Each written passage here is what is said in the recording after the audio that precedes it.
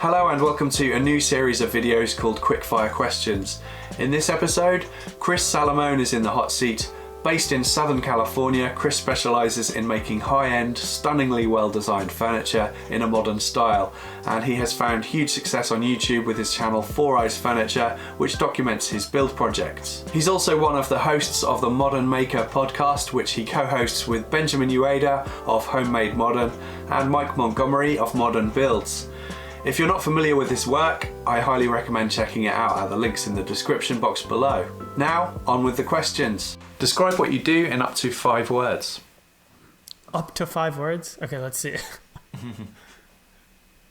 Make stylized furniture digestible. Brilliant. There are 4 words. 1 to spare. If you could have any grit of sandpaper for the rest of your life, but you could only choose one, what would that be? 150. What's yours? Now I gotta know. I was actually going to say 100 grit because you can kind of get away with using it as a finished paper, especially if you use it quite a lot, because the grit kind of, degrades over time. I was going between like 120 and 180, and I thought, I'll split the difference at 150. Yeah, and a lot of it depends on what finish you use, I guess, as well. Yep. Maker brand, simple finish. I was feeling the plug coming on there. Yeah, you set me up. Name one tool that you don't currently own that you would like to own. I would say a drum sander, I think would be really nice to own. It's just I haven't been able to justify the space that it would take up, but maybe I will be now that I just moved shops. I think, yeah, that'd be great for doing larger tables and that kind of stuff. So how big is your new shop, by the way? So right now, we'll be able to get a little bit more space out of it, but it's about, I don't know if you'll understand feet. No, just joking, since you're in the UK. It's about 20 feet by 30 feet. Yeah. And so before that, I was in a 2-car garage, which was about 20 feet by 20 feet. So it's only right now about 1.5 of what I had before. Yeah. I'll probably get an extra 5 feet out of it. So it's going to be like 1 3/4 the size of what I had before, which doesn't sound insanely bigger, but like it makes such a big difference. And then also it has really high roofs in there, like 13-foot roofs. So I'll be able to store a lot of things vertically, like longer lumber. And yeah, it makes a huge difference. Yeah. And is the plan to keep your old workspace as a workshop too? Yeah, so I moved all of my big equipment. So my plan is to kind of turn my garage into more of a DIY-ish type space and to still produce content out of there. And just, depending on what the project is and sometimes I want to do a project where it's like a limited tools or something that's, if it's meant to be more of like a tutorial that you can build out of your garage, I'll probably err on the side of doing it in my garage. What project would you say that you are most proud of? I would say that Bad Larry, which is the trapezoidal cabinet, seems to be the one that gets the most interest from people. I think people like it the most. So in one way, it could be that. In another way, the Lego and concrete coffee table, because it was such an out there idea, and I had never used concrete before. And luckily, I was collaborating with my friend Mike from Industrial Maker, who's great with concrete. So having him there obviously made it a lot easier, but just like going into it and genuinely not having an idea if it was going to work, just hoping that it was going to work. And then to see it come out, it almost came out better than I expected. So that was probably the most, I don't know if proud is the right word, but just like excited to see something actually work that I've been with a project. What YouTube channels do you enjoy that aren't related to making things? Okay, so I really like cars. So one of my favorite channels is called Regular Car Reviews. He reviews all sorts of different cars, everything from, like a Tesla, something really nice, all the way down to, 1987 Hyundai Accent, or like he'll just review anything. And he was like an English major in college. So he's like well written and kind of snarky, and he's about my same age where he grew up in the 80s and the 90s, so all of his like references are funny to me, so I really enjoy that channel. Wipe off excess glue with a damp cloth, or wait for it to dry and then scrape it off? A mix of both, actually. I'd say mostly though, wait for it to dry up a little bit and scrape it off. What is your favorite tool that you own? I mean, probably the table saw, just because it's the workhorse, I would say, of any shop. It's the one that I'm using the most. But to get like a little less obvious of an answer, I love marking things up, probably over marking things up to make sure that I'm got all my angles right and that I'm doing things right. So I love any kind of marking tool, and probably my favorite one is this little one that Woodpeckers makes. So there's this little one that was a one-time tool that they made called the Delve Square SS. And so you've probably seen I use that little Incra T-rule thing all the time in my videos. And so it's kind of replaced that for me. I feel like it's a slightly better version of that. Yeah. And I'm going to really try to talk them into making it like a permanent tool, because I think this thing's awesome and that it's relatively cheap. Their stuff is pretty expensive because it's really high quality, but it's a small tool. So it's something that would be a nice gateway tool, I think, for a lot of people to see the value in how good their marking tools are. So I'd say that's a less obvious answer, is the Delve Square SS. What is your least favorite or most disappointing tool? Okay, so I'm not going to say least favorite, but in a way, kind of something that I bought early that I don't think that I needed. I would say that I don't need as big of a bandsaw as I have.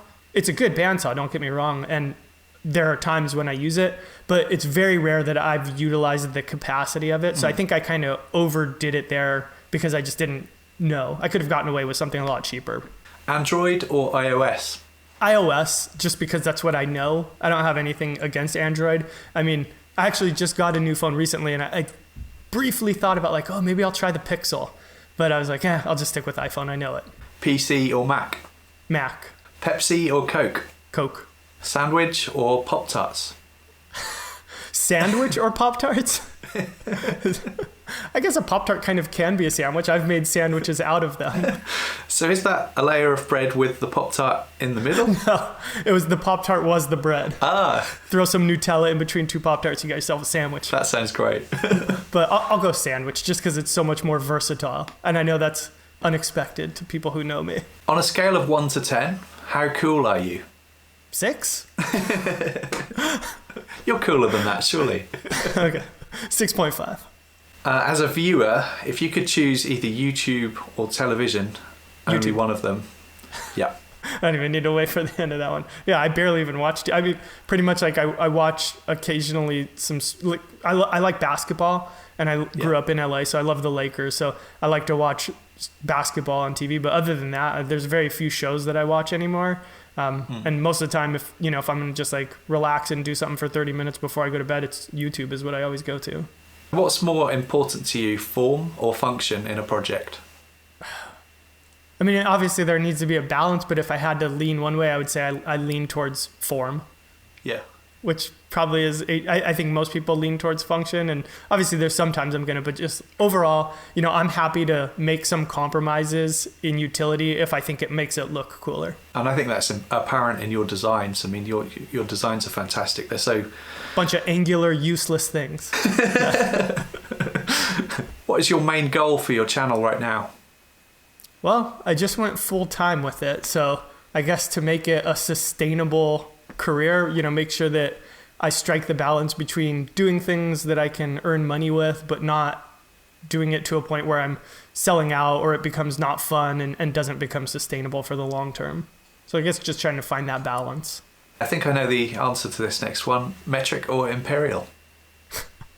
I'll admit that metric is a better system, but I grew up using imperial, and so I'm used to it. If everybody in America said, hey, we're switching, I'd gladly jump on board. Yeah. I wouldn't put up a fight. MDF or plywood? Oh, plywood. That's the one you knew the answer to. I don't know about you, but MDF, I don't mind working with it. It is heavy. I noticed that it seems to sag a little bit more. And actually the sawdust from it makes me itch a little bit. I think I might have a slight allergic reaction to it. Do you have any pets? Yeah, we have a cat, Peppa, who she's appeared in some videos from time to time. She'll come walking in frame. In the new shop, the guy has a dog, Charlie, but he hasn't been there while I'm filming yet. But I'm sure at some point he will be. Would you say you were more of an introvert or an extrovert? I would say that I'm a shy extrovert. So I like being around people and I like conversation and interacting, but I'm very hesitant to go start a conversation with somebody just because I always feel like I'm going to be bugging people if I do it. So very approachable, but not likely to approach people. What is your worst tool-related injury? You know what is odd is most of the time that I cut myself in my shop, I find that it's when I'm doing something real quick with like a hand tool, just like I need to flush trim an edge real quick. And because that's when I let my guard down, I'm like, well, I'm not going to hurt myself with this. And I'll just like have my hand in the wrong spot and slip and cut a finger or something like that. But luckily nothing too bad so far. Do you read all of the comments on your videos? I would say, yeah, for the most part, I read at least 95% of it. I'll go through and read it. I used to respond to everything. Now I'll usually, I'll like try to like heart it or thumbs up it just to show that I have looked at it. And I'll take the time to respond to anybody who is writing something of substance. Not to say I don't like the, cool or whatever. That's fine. I'm happy to see it, but I don't want to sit there and just write thanks 1,000 times. So I'll just like heart it. But anytime there's like a legitimate question in there, I try to respond. I try to be as responsive to people as I can. Make a plan or just get started? Oh, I always make a plan. I have everything that I build. I have a full SketchUp model drawn out in, all the joinery, everything to what it's actually going to be pretty much. I'm somewhere in between. I like to do a rough plan on SketchUp just to check things like scale and proportions, right. But then I don't go to the extent of doing joinery, and I find that is a problem sometimes. Yeah, I would say I've backed off a little bit on it. One of the main reasons that I still do it is because I give SketchUp models away to all of my Patreon members, and so I want that information to be in the model. A lot of the times when I was doing it initially, that was because I was using it as a way to figure out how I was going to do the joinery. I didn't quite understand, like, how am I going to make this cut? So I would kind of virtually try to make the cuts in SketchUp, and that would help me kind of wrap my head around it before I was out there standing in front of the table saw trying to figure it out. I know that we're both using Hikoki cordless tools at the moment. I just wondered, what was your favorite out of the line of tools? I would say so far, just because I've used it the most, is I really like the drills a lot. Drills are one of those things that you don't think that there's a difference between any two, but if you use some back to back, you actually will notice a difference. And it's the type of thing, like anytime I'm recommending tools to people, I think that there's no one size fits all answer, because it kind of has to do with how much you're going to use a tool. So like, if you occasionally drive one screw every month, you have to replace some panel on something, you're going to be fine with any screwdriver, any drill, whatever, if you're just occasionally doing something. If you do it all day, then you become on the other end where you're really going to notice that difference.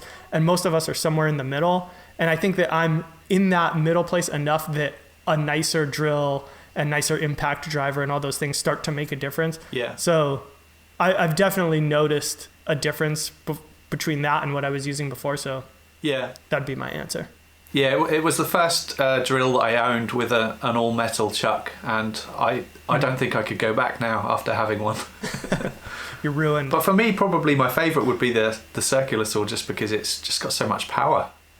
It does, yeah. I was going to say, so this probably isn't a fair comparison, because I think I need to change the blade on my Festool, which is a corded tool. Yeah. But the circular saw, actually, for me, my feed rate is higher on that than it is right now on my Festool. Yeah. But like I said, might not be an apples to apples comparison blade-wise. Which of your tools scare you the most? Routers. I'm completely with you there. Yeah. I think that they're...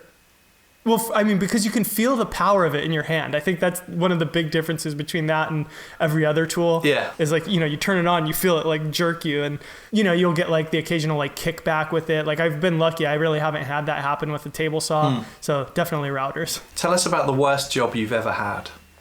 Probably my first job, which was, do you guys have Subway sandwiches out there? Yes, we do. Okay. Yes. Yeah. So I worked at a Subway, which wasn't bad. It was a fine first job. But one day in particular, so I live in Southern California, which is pretty hot, can get very hot in the summer, hundreds. And I had to dress up as a big sandwich and go dance out on one of the major boulevards. That wasn't fun.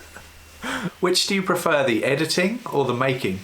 If I had to choose one, the making, but I actually kind of like the fact that we get to do both, because you can kind of get burnt out of one, and then it's nice to be able to, well, okay, I'll spend 2 days doing the other one. Yeah. And then by the time you finish that, you're ready to get back out in the shop and build something. Find the use for your scraps or throw them away? A mix of both. So I used to be really bad about keeping scraps, and now I've become more lenient about getting rid of them. And I try to, like the new guy that I got the warehouse with, he wants to hold on to every scrap. So I'm like, oh man, we're going to have way more offcuts than we need. I'm telling you, I produce offcuts at a pretty alarming rate. So I've gotten better about getting rid of them, I would say. What is the worst part about woodworking for you? Probably sometimes the isolation of it. Now that can get better. I mean, I like being alone to work sometimes, but you know, if it was 8 hours a day, 5 days a week consistently, I think it would get kind of boring not having some interaction with other people while you're working. So I'd say that. What is one thing that you'd like to try in the future? I think the first thing that pops into my head is metal. I mean, that seems like the obvious next step for anybody who's a woodworker that wants to go into something else. So metal. And I think that'll happen in 2019. What band or artist are you listening to a lot right now? Right now, there's this girl, Mitski. I've liked her past albums. She had one that came out about a month ago called Be the Cowboy that I've really been enjoying. So been listening to that a lot. Tell me something I don't know about you. I have a lot of little like weird tics with like food and stuff like that. So like here's a weird one is I won't eat unmelted cheese on a sandwich. If it's melted cheese, I'm fine with it. Unmelted, disgusting. Really? Yeah, it just grosses me out for some reason. Just on a sandwich? Well, pretty much anywhere. Unmelted cheese is gross to me. So that's it for this one. A huge thank you to Chris for taking part. I really enjoyed chatting with him, and you can find links to Chris's online content in the description box below. I'd be really keen to hear what you thought about this quickfire questions idea. Did you enjoy it? What you thought of the questions? Are there any questions I should have asked that I didn't think of? Who else you'd like to see featured in future? That kind of stuff. I hope you enjoyed this video, and I invite you to subscribe to my channel if you haven't already for more weekly woodworking videos and more quickfire questions too. Thank you for watching.